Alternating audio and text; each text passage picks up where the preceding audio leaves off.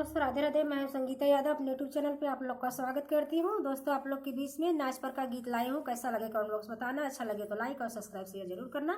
धन्यवाद। अपना बहुत ढेर सारा प्यार आशीर्वाद दुलार देना, हमारे चैनल का सपोर्ट करना। धन्यवाद। चूल्हा के आग न सहाई बलम हम हीटर मंगाई दा हो।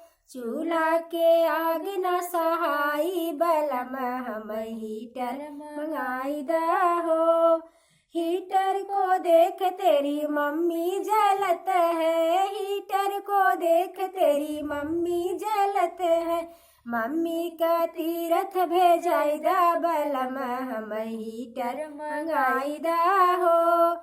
मम्मी के तीरथ भेजाई दा बलम हम हीटर मंगाई दा हो। चूल्हा के आग न सहाई बलम हम हीटर मंगाई दा हो। हीटर को देख तेरी भाभी जलत है, हीटर को देख तेरी भाभी जलत है। भाभी के अलग करवाई दा बलम हम हीटर मंगाई दा हो।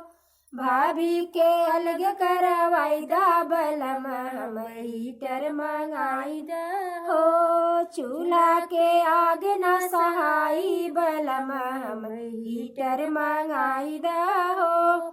हीटर को देख तेरी बहनी जलत है, हीटर को देख तेरी दीदी जलत है।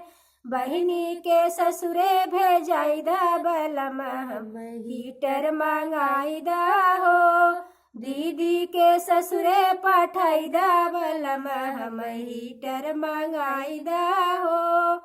चूल्हा के आग न सहाई बलम हम हीटर मंगाई दा हो।